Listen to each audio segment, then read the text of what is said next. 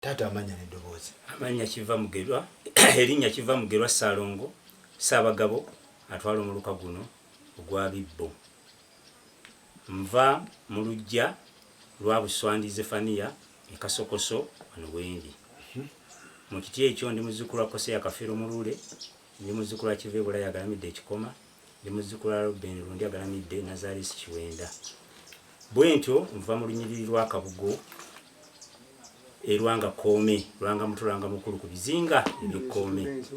Nva mu Mutuba gwa Wanzu e Namasiga Bukeerere, mu ssiga lya Jjajja Kijwe Kinyolo Jojo William 27. Nva mu kasolya ka Mugema Katumba Ewambaale Bya Busiro Mugema aliko kaakati. Bassemu ne banyaba abakulu bano bazze basanyukidde nnyo okubalaba. Tunagenda wala. Essebo. Okimanyi abavubuka omulembe guno ebintu ebyo byonna byeyogera tetubimanyi, obuzibu buvudde wande tunagenda eri. Obitegedde sikwekulanya? Ekwekulanya. Lwaki tetubimanyi ffe? Obutabimanya abavubuka tebajjumbidde nnyo kubeera n'abakadde baabwe. Abakadde baffe babimanyi bo. Abakadde abamu babimanyi, sinza kakasa nti bonna babimanyi naye abamu babimanyi ate abalala beesobola bannagamba ku ludda olwo nga tebasobodde kuŋŋaanya baana baabwe naddala abaana bano okuviira ddala wansi ennyumba wansi mu nnyumba ogenda ku mpya ezitutwala ku nnyiriri ku mituba ku ssiga ne mu kasolya. Abakulu abasinga tebakyakiika. Ab'omu kibuga tetukyabimanyi. Kati awo kireetera eddala Obuganda okukola ki? Okulaba nti busaana. Wabula kye neebaza ennyo mu kyo Katonda kyatukoledde, abavubuka baagadde nnyo Bwakabaka. Era bajja bangi nnyo ku Bwakabaka nga Ssaabasajja Kabaka akola ki? Awo nsiimirawo ddala. Naye enkiiko zino eza wansi beerabidde nti ze zikola Obwakabaka okubuyimirizaawo. Kati Ssaalongo mbadde njagala tutandike emboozi yaffe eno ng'ebintu bino abantu babitegeere bulungi. Okitegeera okola ng'ani bw'ayogera, abantu bambuuza eyo oyo ayogera tumaze okitegeera amaze okulanya okola ng'ani mu kika nkolera ddala ng'omukika kyaki mu kika ky'enkima Jjajja Mugema Nsejjere gyali eyo yampeera ddala obukulu obwo okukka wansi ew'omukulu Kinyolo bwenjogeddeko gyew'essiga lyaffe bwento nenzijja ow'Omutaka Wanzu e Namasiga Bukeerere. Eyo gye nkola nga ndi muwandiise Ssaabawandiisi w'olukiiko olwo oba w'Omutaka Wanzu mu mpanga zaffe ezituwanga era bajjajjaffe bonna baggyibwako empanga gye bali mu butaka bwaffe e Namasiga Bukeerere. Ani akulonda si bya kamooli? Ebyo si bya kamooli. Tutuula nga bwe tutudde Jjajja nga amaze okulonda abagenda okukulembera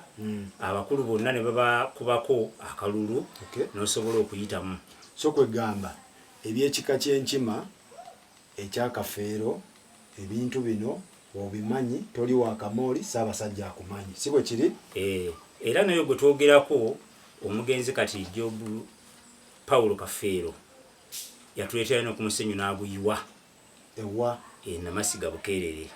N'ennanganga yennyini kitaawe wa Kafeero oyo naye Bukeerere abadde nga akiika era ng'amanyiddwa. Kati siikulwisa eyo mbadde nsaba osunsule Nanganga yaani according to you omuwandiisi w'ekika kino nga bwe Nanganga yaani?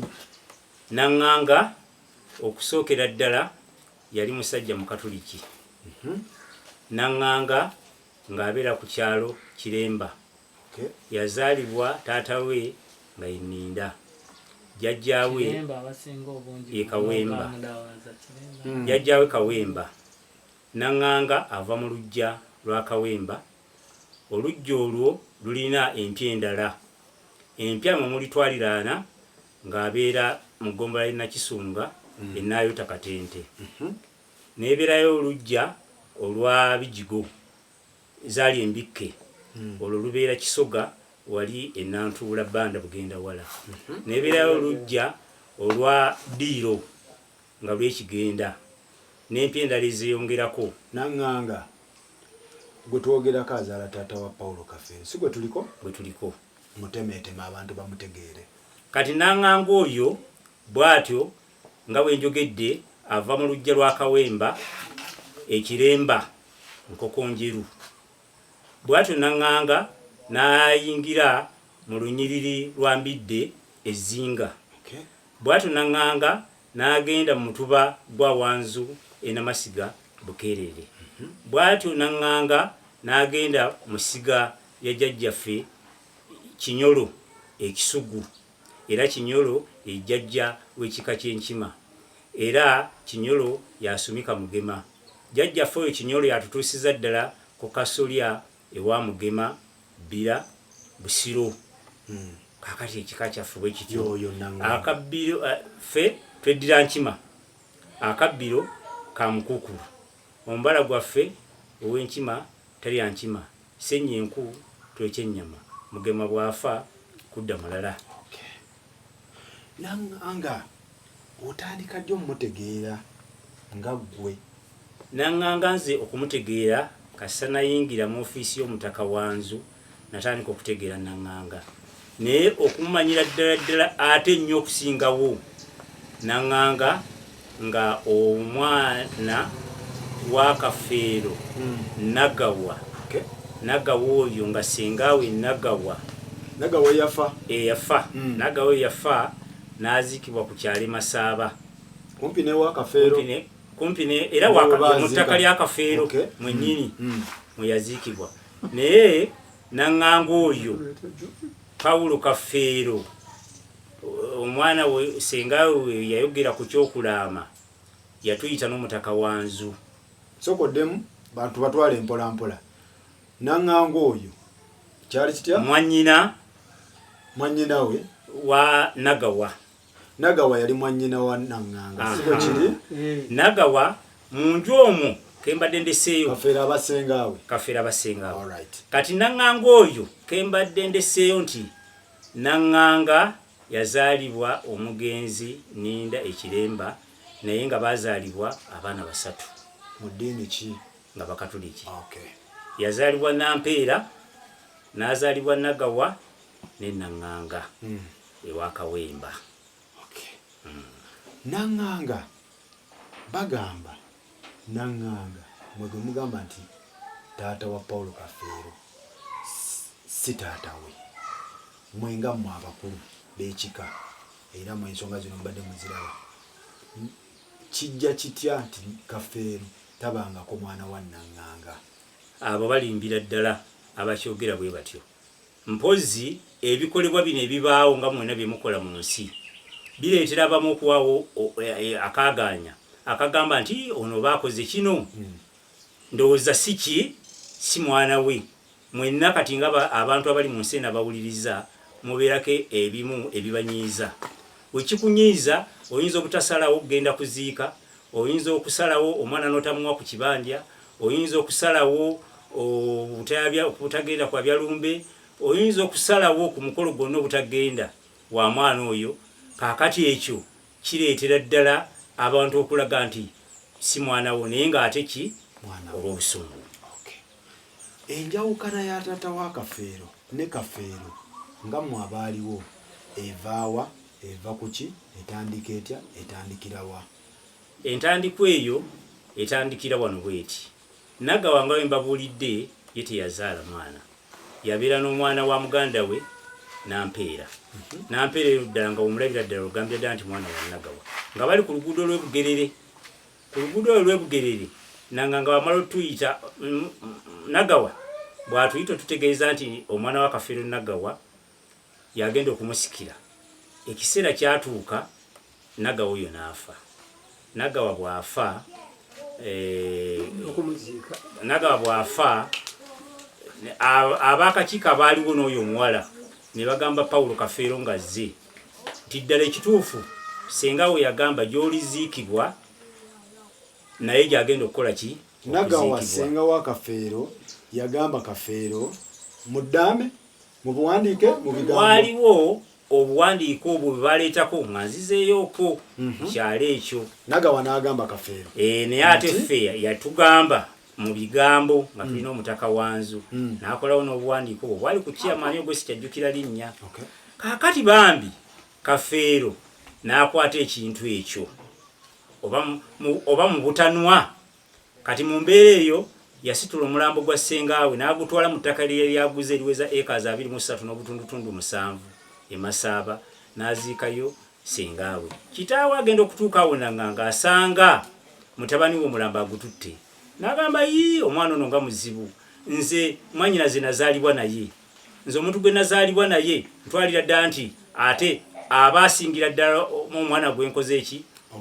obuvunaanyizibwa gwenzadde nanganga n'agaana okugenda okuziika. Bw'agaana okugenda okuziika Paulo Kafeero n'aziika ssengaawe. Paulo Kafeero bw'aziika ssengaawe okuva olwo nanganga ne kimutabulira ddala naani ne mutabani we Paulo Kafeero.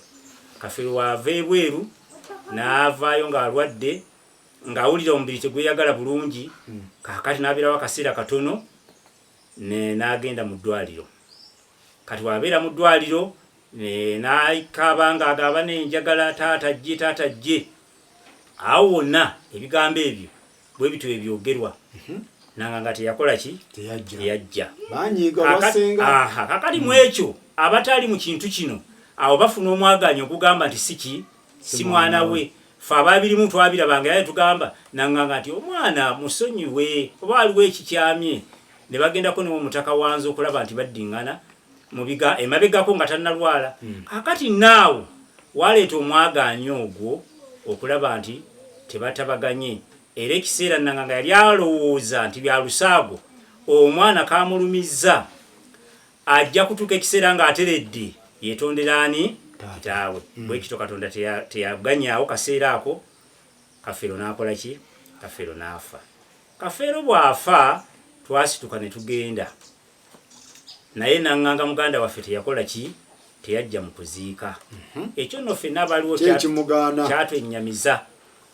n'agamba nti ye ekintu ekyo yakitya nnyo okulaba nti omwana yamuyita n'atagenda mu ddwaliro. Ekyokubiri kiri kyali kikyamuluma nnyo ekyamwannyina bwe tutyo ffe twabeerawo ng'abakulu era omutaka Wanzu endongo n'agiteeka mu ntaana naye embeera eyo gye twalimu naffe abamu n'okuziraga kwennyini abaali beetolodde omugenzi Paulo Kafeero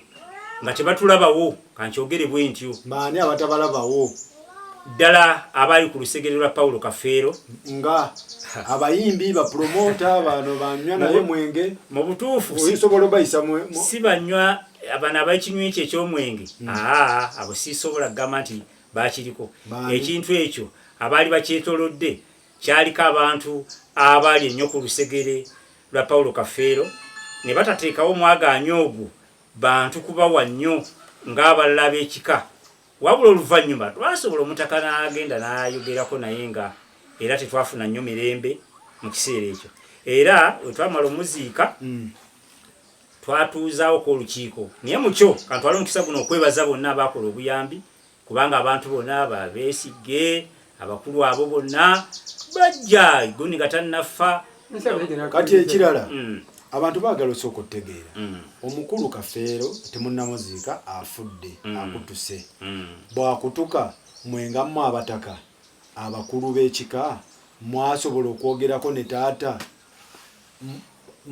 mwasobola okubeera nga mulina engeri gye mwogera ne taata ajje aziike ng'alina ensonga z'abawa eziri strong obutaziika n'omwana ono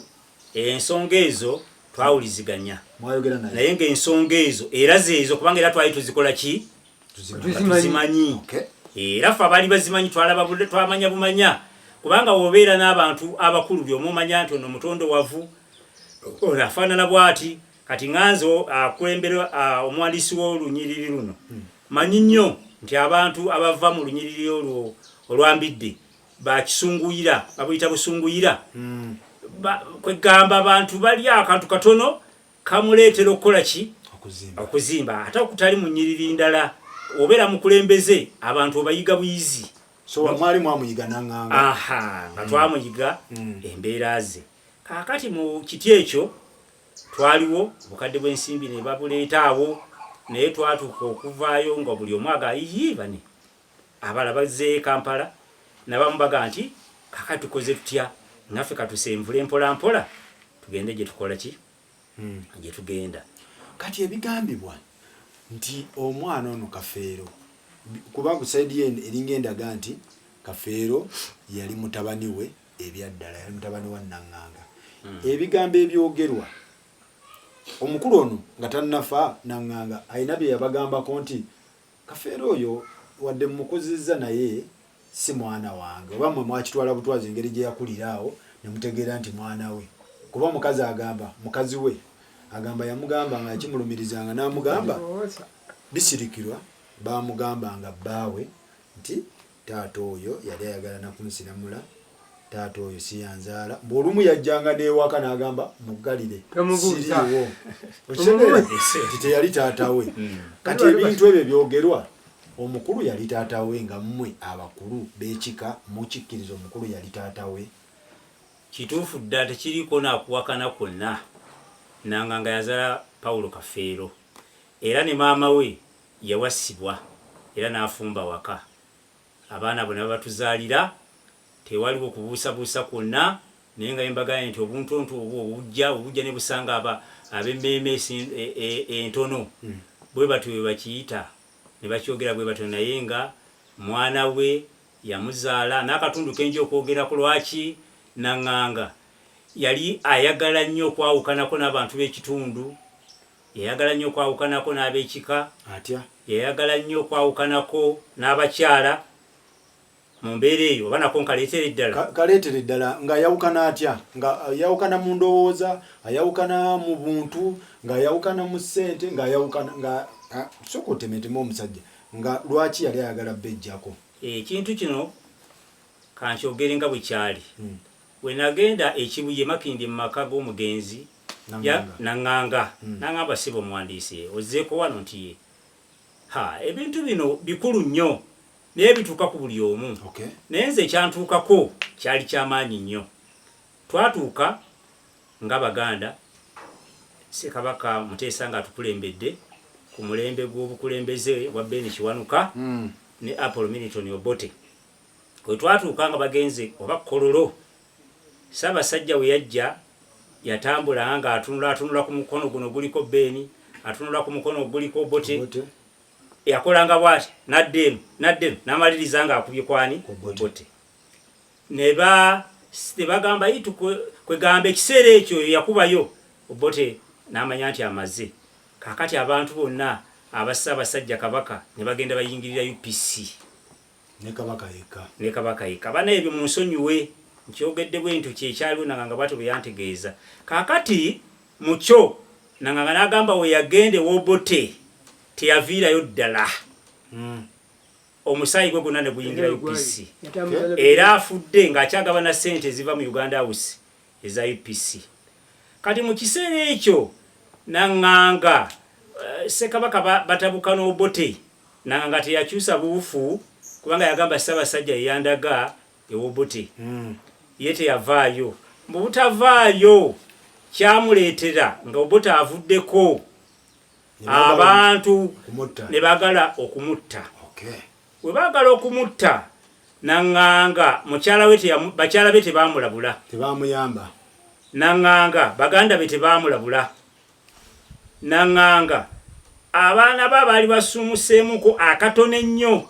nabo teyafuna oba tebaafuna lujejemo lunaku bambi kumanya nti taata bagenda mulumba wabula omulaalo we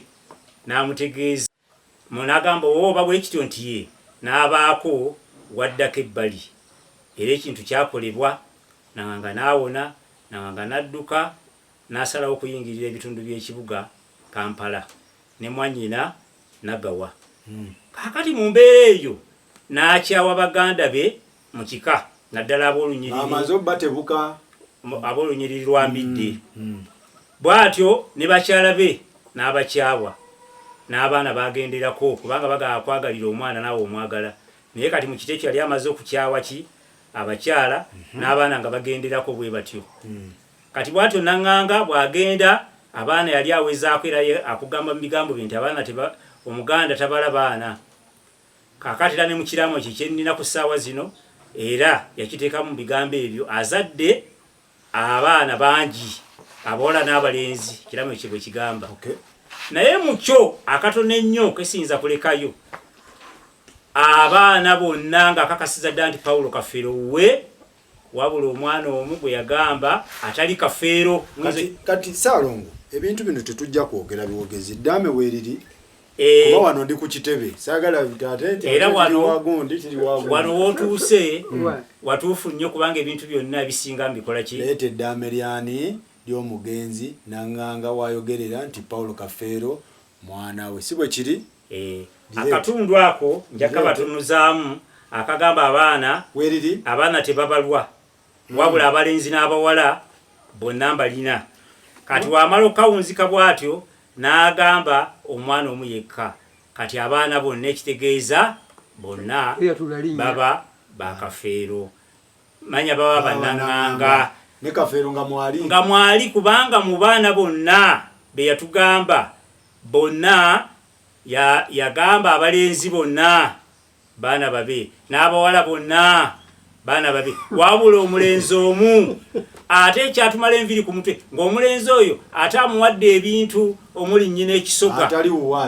gwagamba mu ddaame mu kiraamo kubanga eddaame liba lya kabaka sooka tugende mpola oŋŋambye nti omwana ono mu ddaame agamba omwana si wuwe si bwe kiri kati ate mu ddaame mu kukola eddaame ery'obuwandiika agamba mu kiraamu nti mu kiraamu agamba nti omwana muwadde ku mugabo atali wuwe kakati awo omuntu oyagala otegeerera nti oba mwaba akikwatamu nedda ssebo era ekiraamo nja kibalaga nkirina wano ku bbali kireete bino ebintu tetwagala byakugira tulina bataka ono mutaka muwa ssaabawandiisi w'ekika kino Ssaalongo byayogera abikakasa si bwe kiri Ssaalongo esebo byenjogera ndi ku bwino yennyini era tujja kgenda Ssaalongo atubulira abaana ba Kafeero bali bameka kuba wano ebintu weebiri kati eddaame ekiraamo ekyo kigamba kitya ekyannaŋŋanga ekiraamo kyannaŋŋanga kiriwa kikino kyendiko mukiraba kiriko emiko egiwerera ddala abantu bedde ebintu baali babikwata bulungi kino kyekiraamo kyannaŋŋanga nga ategeeza lino lyeddaame lyange yalyogera ddaame naye nga kiba kiraamo yakikola enaku z'omwezi 22 ogw'omusanvu 28 nkoze ekiraamo kino nga ndi mulamu bulungi nga ntegeera bulungi siwaliriziddwa era sikakiddwa nayongera n'ateekako omukono gwe so muno ng'osamalayizinga muno omwana gw'ataazaala yamugabira kinaki kati omwana gw'ataazaala yamugabira ebintu byonna ebiri ekisoga nga yabikulembedde ebintu byonna ebiri ekisoga nga yabikulembedde ne maama we n'omwana omulenzi maama waani omwana omulenzi oyo kakati omwana omulenzi amwitaani kakati ye Fred naye kale tuli Fredyo n'amugamba Lwiru Fred yakulembedde ebintu by'ekisoga wamu n'omwana Segawa Vincent ng'ogasseeko ne maama waabwe be babirinako obuyinza ebintu eby'emakindi yabigabira mukyala we n'abaana naye ng'omukyala yasinga obuyinza era mukyala waani mukyala we ye Nambajjwe Fatuma Nambajjwe Fatuma ebintu by'emakindi ebyannaŋŋanga tata wa Kafeero Fatuma yabirinako obuyinza era wano wansi n'agamba bwe babanga tebazimbye nju ya kalina maama waabwe wa ddembe okukola ebintu ekisente zivaamu okuzikola ye nga bw'ayagala kyawulira ku mwoyo gwe bwe bali babazimbyemu enju ya kalina maama waabwe ali bagabanya emizigo egyo naye senga baliremwa ebintu maama waabwe yabirinako obuki byonna era wawayogerera mu ddaame muno agamba nti Kafeero omwana omu gwajjamu Kafeero tamugjaako Kafeero omwana abaana balina kye yabawa abaana abalala kati ng'abaana ab'ekiremba ekiremba ne namawundo ebyo yabiwa Ssekikubo Patrick wamu ne Nninda Alex abo yabawaawo kati nebaayo ate ettaka ly'ekisoga eka 10 ezo nazo yagamba akakiiko kekagendo zirabirira yalondawo akakiiko muno yamenyamenya ebintu bingi naye nga nze kyenjagala nti Kafeero wa akakasa muddame muno akakasa nti mwana we era mu kiramo kye Kafeero talina we yamwogererako si mwana we okuleka omu ate n'omu ono bwe twatulanga ekika lugayi amugomondomoddeko ebintu bino byonna ndowooza oba yaliko kiki naye ng'ate ekiramu kirikirya ate wewuunye omwana twali mu nkiiko zino ze twatuulangamu nga tuteekateeka olumbe kubanga muyinza okugamba nti nze ebintu nabyekwasa bwekwasa naye tulina enkiiko ze twatuulangamu nga tuteekateeka olumbe lwa Naŋŋanga waliwo olukiiko lwalimu nga mwezi nga 5 Ogwokutaano 2012 era amanya g'abaana gonna nagawandikawo ne basayiningako omwana ono Fred Luyulu ansonyiwe yeeyama okuwa kilo 2 ebyaki ebyennyama nga twabya oluki olumbe lwa Naŋŋanga kakati kyannewuunyisa nnyo okulaba ng'ate gwakoze eki ebintu abimuwadde ng'ate agamba nti takoze eki era ffe tumutwala nga mwana waffe kubanga taddanga kutugamba nti walabika era teri muntu yajja n'agamba nti omwana oyo agamba nti wakika kiki kirala tukyatambula naye bulungi kati Ssaalongo ewa Naŋŋanga mbadde nsaba tukole ki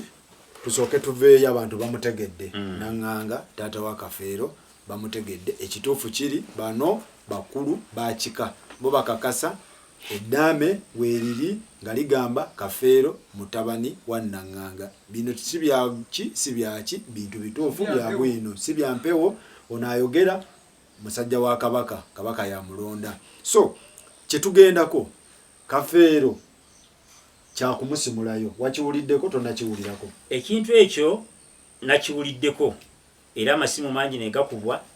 ne w'omutaka wanzu nankubira ne mugamba nti ye tutandikira wa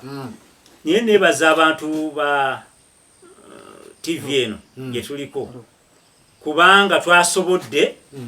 okufuna ennamba zaabwe mutabani wange yazze wano Ssegawa n'akuba akatambi kali n'akakuba n'akakwata oluvannyuma lw'omutaka wanzu ogamba nti waayo owulira ensonga lwaki toziyingira ne mugamba munaye ensonga naye gw'ozimbuulidde naye siina we ntandikira nsonga zino omwana yazze wano ne tukuba essimu ezo essimu omukulu ono n'agikwata gwendi naye mwebaza nnyo Faruku n'akwata essimu bulungi nnyo n'agamba nkya ssaawa 2 nja kuba nkutuuseeko Faruku kale mwebaza nnyo era akikoze kati njagala tutemeeteme ensonga omukulu w'olunyiriri gwe njobbuuza kino ngenda mufuna atunnyonnyole obulombolombo bwe tuyitamu okuziikulayo omuntu naye kati gwe kyembadde njagala okutwalamu olumbe lwa Kafeero nga baluwaabya waliwo si bwe kiri nyonnyola kyekyali olumbe lwa Kafeero naliwo ng'omuwandiisi wa Wanzu nga Kalabalaba era muganda waffe Kabugo atulaawo Namuyenje yasumikwa olumbe olwo mu lumbe olwo lwalimu abantu abawererako ddala mu kutuula okwo nga omumanyi nti Abaganda batambuza olumbe mu kutambuza olumbe waliwo akaseera akaaliko taata wa Kafeero ne mukamwana ako kaleetamuuko akatundu ako kaleetamuuko obuzibu obwo tiwe twatandika mu kutambuza olumbe luba lukyatambuzibwa nga tuyite wa taata wa Kafeero Makindye ekibuye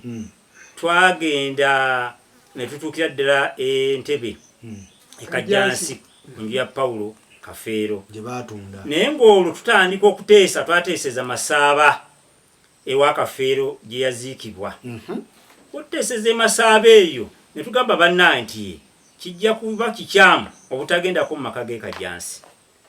twatambula ne tuyite wa muganda waffe twamusangawo n'atuwa bulungi enkoko ne tuzirya n'atwagaliza omukisa omulungi nga tugenda okuteesa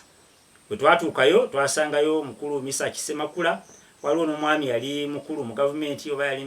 Meja Kinobe kale mu mbeera eyo kati mwerabiddemu mumusangawo ne tutula bulungi nnyo mu nju yaffe ekajansi era omukyala yagibeerangamu mwana w'omuzungu naye yali yagenda bweru bawe era teyamuziikako awo twateeseza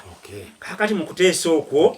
muteesa kwabya lumbe kujjawo bulungi awo kakati mu kiseera ekyo lwakuba wali mbuusewo n'enzira awo kakati mu kiseera ekyo twateesa tuba tukyateesa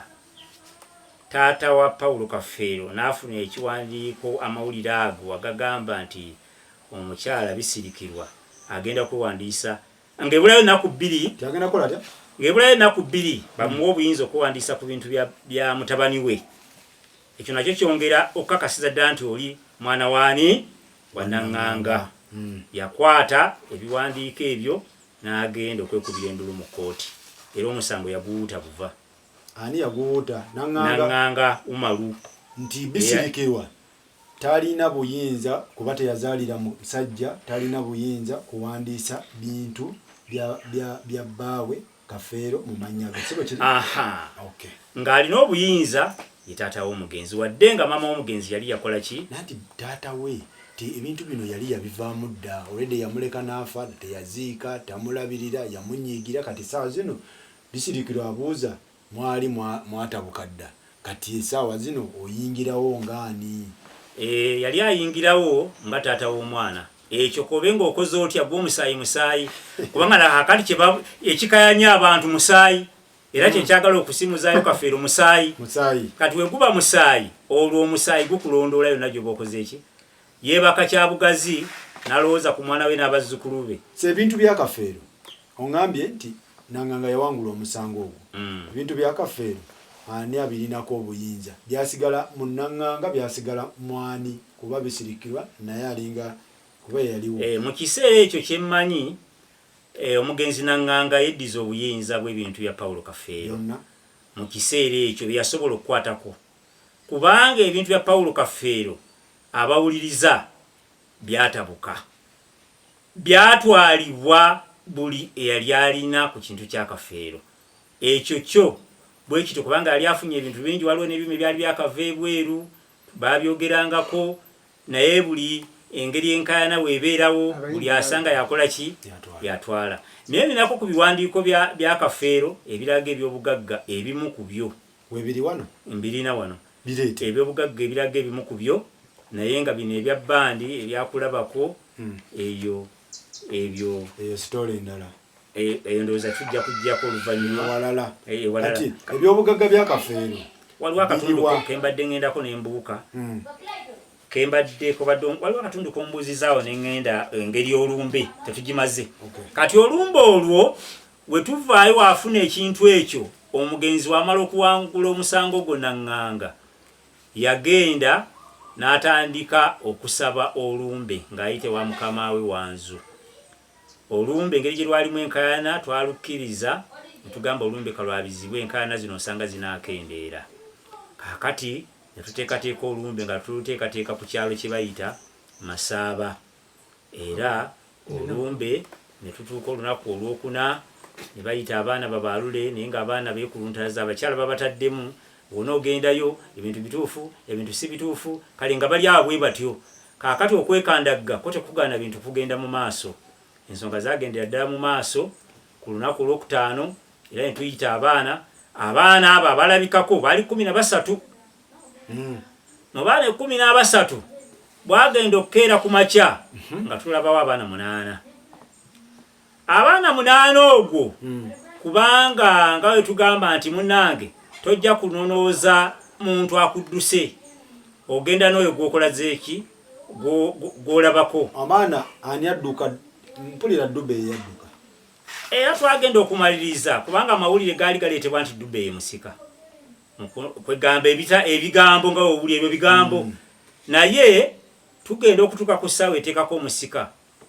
ng'abaana tulabawo 8 eddaame lya Kafeero ligamba bitya ku baana eddaame ekiraamo kya Kafeero kye bagamba nti kiraamo waliwo akawandiiko ke baatuwa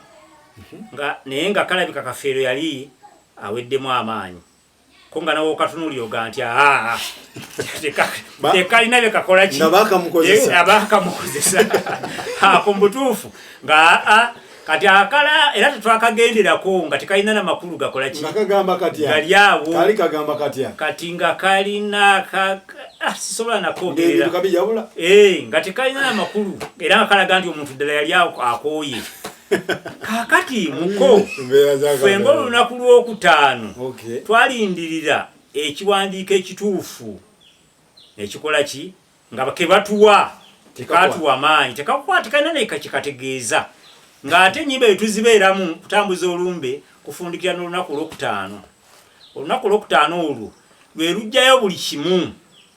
kakati oyo ataleeta kiwandiiko kyonna bagamba asirikanga busirisi ebbanga lyonna nga bayibuli bwekola ki kati bwegamba bisirikirwa agamba eddaame ly'omukulu weeriri owulidde era omukulu agamba mu ddaame nti abaana bange byembalekedde ebyobugagga biibino wammanga okitegeera abaana balekedde endongo gita abaana yabalekera ebigambo bye yayimbanga mu nnyimba okiwulidde ekintu ekyo eddaame eryo lyomanyi lyogamba erikuutirize eryo bajabulajabula ligamba litya bituufu bino bikwatagana n'ebyo byowawulira mu ddaame nga gwe omukulu ekiraamo ekibeerawo wetumumala okitunulamu nga mulaba nti ekyo kyakwegamba si kituufu ekiraamo ekyo kisazibwamu olukiiko olwo oluba lutudde kubanga temuyinza kukola kintu kikyamu era ebintu byakafeero wetwamala okulaba nti biri bwe bityo ngaffe abaaliwo twateekako omusika ne tugamba ebintu bino bigende mu gavumenti yenebigaba nga tulaba tebiteredde buki nemubiteeka ewa administrator ebintu ebyo ne tugamba nti kabigende taatawo amaze okusaba obuyinza obwa mutabani we kakati ebyo ebintu ebigenda ewa administrator general biba bikutte mu gavumenti kati lwe baba babibanja oyo abasabye obuki obuyinza nga toyinza gwe kwetantala ate kugootanya mbeera eyo kati yasaba obuyinza ku bintu byakafeere essaawa zino takola ki taliiwo nanga kyekirina okukolebwa kaakati mu kiseera ekyo waba taliiwo tulina okutuulanga ekika ne tulaba ebintu byakafeero tubitandikeko tutya era oli yabikomyawa kyekyalibadde ekikolebwa naye kati obuzibu bwe twesanze taata wa kafeero wano mu kiraamo kye yakola yalonda omusika n'alonda omukulu w'olujja n'alonda akakiiko akanaddukanya ebintu mu kiraamo kye nnina kakati abantu abo bwe baba tebatuukiridde kika abo ne bakola ebyabwe nga tebabikoze mu butuufu baba balyazamanyiza taata waabwe bye yakola ki bye bagamba kati ekirala abaana bagamba omusajja bamuzikuuleyo tufune obwenkanya ku bintu tutegeere omusaayi gwaffe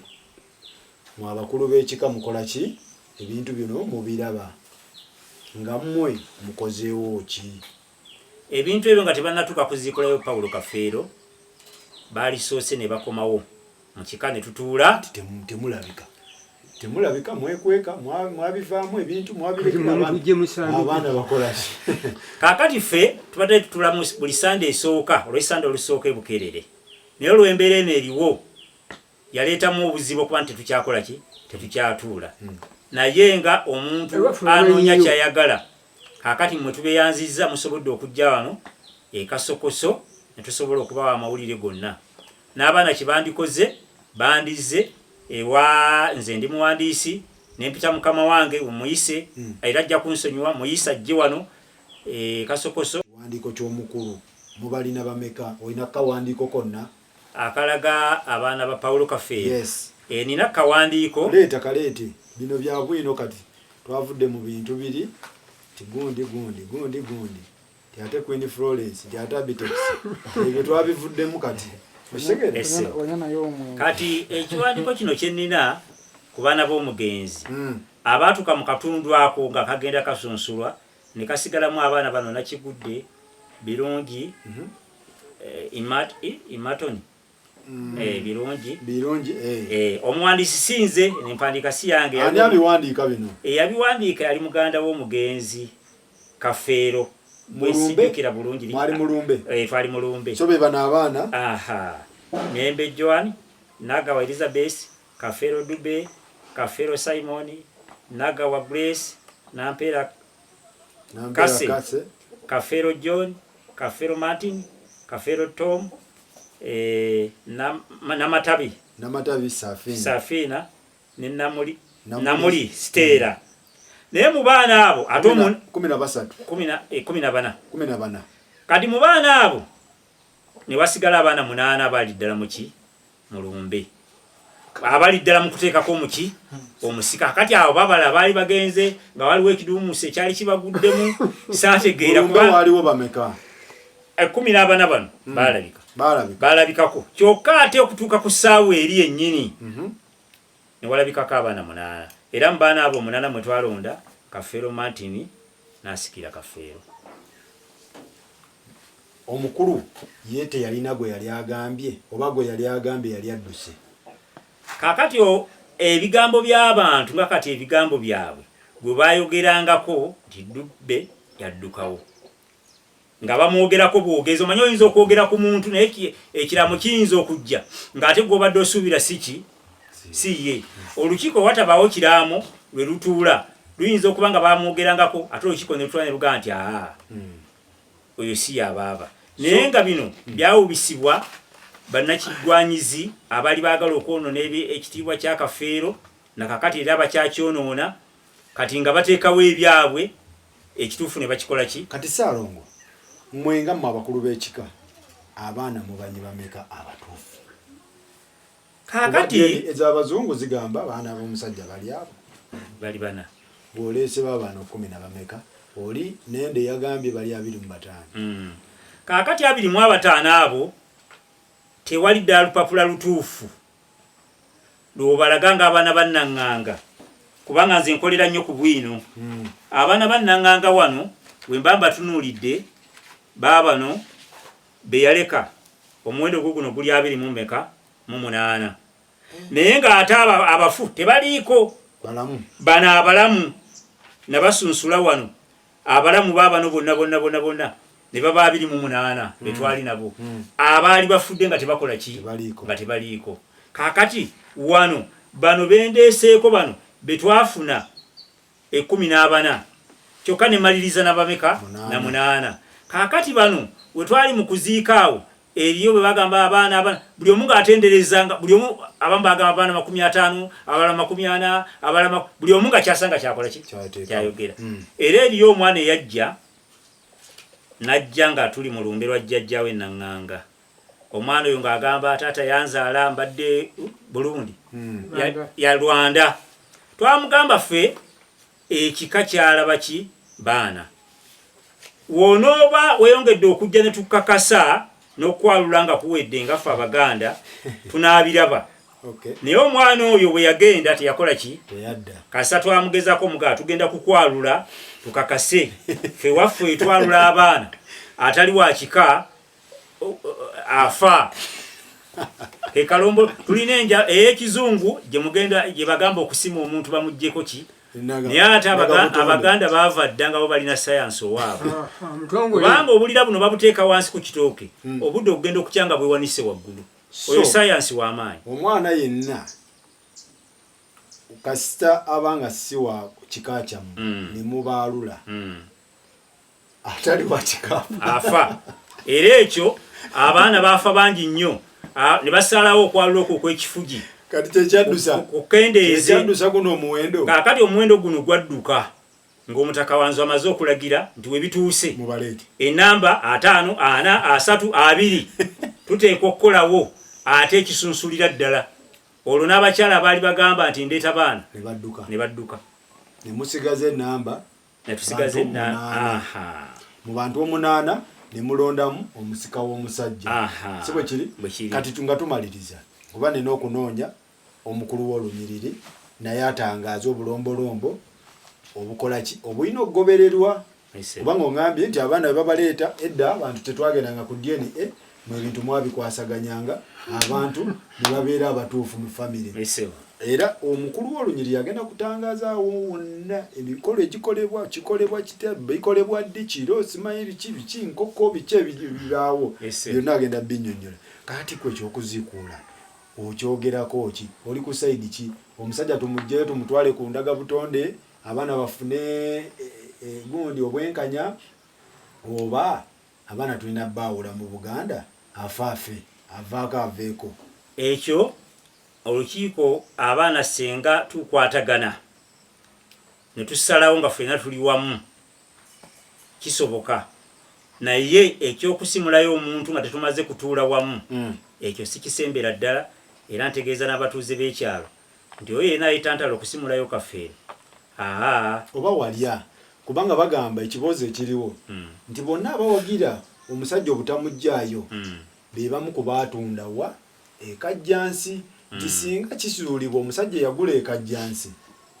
ne wavaayo omwana yenna, ndaga butonde neeraga nti waliwo omwana yeeyongedde ku bana abataalya nti oli eyagula aba yagula mpewo. Kati gwenza nawe okubanga owagira nti omusajja tetumuggyaayo nga mmwe kumamu ku baali ab'ekika. Ekyo ssebo kyogerako bwe nti ti ebintu bya Paulo Kafeero kuffe abakulembera ekika,